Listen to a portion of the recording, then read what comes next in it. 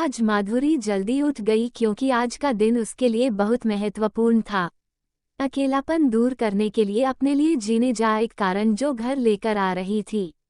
आज माधुरी बहुत खुश भी थी और थोड़ी सी नाराज भी थी, क्योंकि पिछले 7 साल की यादें उसे रात भर सोने नहीं देती थी और अब स्वस्थ बैठने भी नहीं देती थी। चाय का कप लेकर वह गैलरी में आकर बैठी और गुजरा हुआ कल उसके आंखों के सामने आने लगा। बेटा, तुम्हें ऐसे नहीं जाना चाहिए था। शादी होने के बाद उसे अंत तक निभाना चाहिए था। ऐसा ही समझो कि तुम्हारा नसीब ही खराब है। तो कोई क्या करेगा? अगर माँ बन सकती तो बात ही अलग होती। मैं माँ नहीं बन सकती, इसमें मेरी क्या गलती है? ये सब मेरे हाथों में है। क्या माँ नहीं बन सकती मतलब मैं इंसान नहीं हूँ क्या? मेरी कोई फीलिंग्स नहीं है क्या? मिनट मिनट में मेरा अपमान करने वाले, मेरा जीना मुश्किल करने वाले लोगों के साथ में जिंदगी कैसे बताऊं? वो जो कहेंगे वह सुनना। दीदी और माँ की यह सब बातें चालू थी तब पापा आए। ये देखो बेटा, मैं तो एक कपड़े की दुकान पर काम करता था। अभी उम्र हो गई है तो कोई काम भी नहीं देता है। और तुम्हारा भाई अजय तो परदेश में अपने गृहस्थी में मगन हो गया है।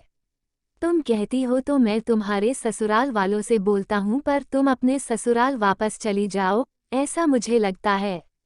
नहीं पापा, कुछ भी हो जाए मैं उस घर में वापस नहीं जाऊंगी। वहाँ पर मुझे घुटन सी होती है। वहाँ मिलने वाला अपमान, बेइज्जती से मैं थक चुकी हूँ। शादी के पहले मैं मेरे पैरों पर खड़ा होना चाहती थी, पर मेरा ग्रेजुएशन होते ही आपने मेरी शादी करवा दी। तभी मैंने आपके दबाव में आकर शादी की। पर अभी जब मुझे आपके सहारे की जरूरत है तो आप पीछे हट रहे हो। शादी के बाद लड़की ससुराल में ही शोभा बढ़ाती है। मायके में 4 दिन ही रहना अच्छा लगता है दीदी, लोग क्या बोलेंगे? शादी मतलब कोई खेल नहीं है, उस घर वापस जाना अब मुमकिन नहीं है पापा। मैं यहाँ आने के पहले से ही डिवोर्स पेपर पर सिग्नेचर करके आई थी, क्योंकि उन लोगों को सिर्फ मुझसे बच्चा चाहिए था जो मैं उन्हें नहीं दे सकती। अरे, इतना बड़ा निर्णय लेने से पहले हमें एक बार पूछना तो चाहिए था ना। जन्मदाता है हम तुम्हारे। पापा, शादी होने के बाद में आपको बताती थी और माँ को भी कि कैसे छल होता है मेरे साथ वहाँ पर। 2 साल में कभी मुझे मेरे मन मुताबिक रहने नहीं दिया। जब मेरी रिपोर्ट आई और समझा कि मैं कभी माँ नहीं बन सकती तो वैसे ही इन लोगों ने मुझे अपने असली रंग चालू कर दिया। कैसे रहूंगी मैं ऐसे वातावरण में, और इस सब से भागकर अपनी जिंदगी खत्म करने वालों में से मैं नहीं थी। ये देखो बेटा, अजय ने दिए हुए पैसे से ही मेरा और तुम्हारे माँ का जैसे तैसे खर्चा चलता है। उसमें तुम्हारा खर्चा उठाना थोड़ा सा कठिन होगा। डिवोर्स पेपर पर साइन करने से पहले इन सब का विचार मैंने किया था।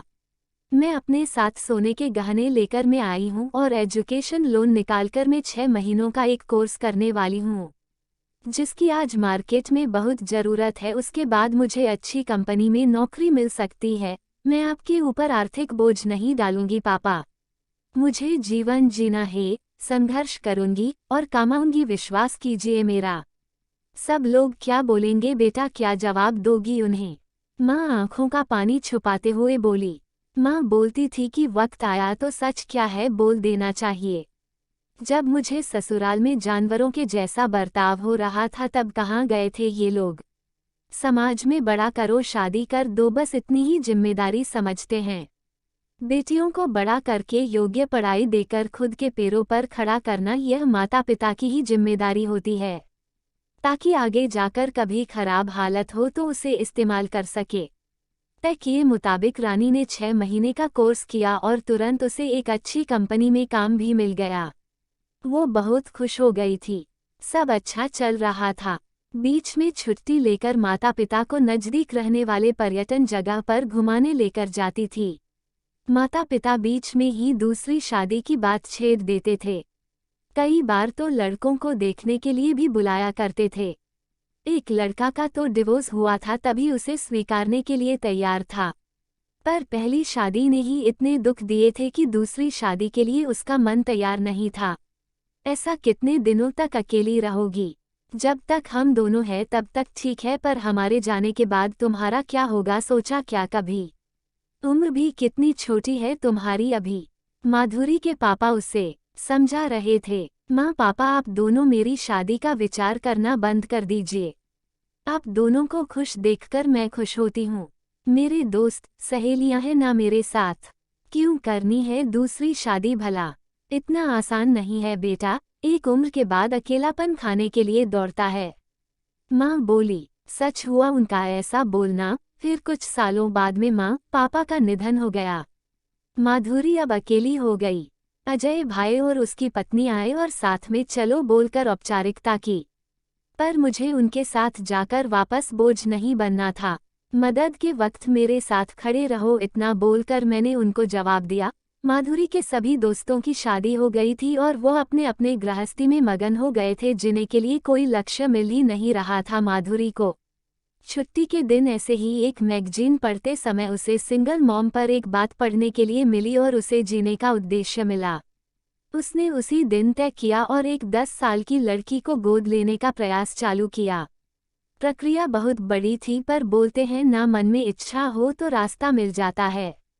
वैसे वो प्रक्रिया पूरी हो गई और आज वही दिन था कि वो उस लड़की को लेने के लिए अनाथ आश्रम जाने वाले थी।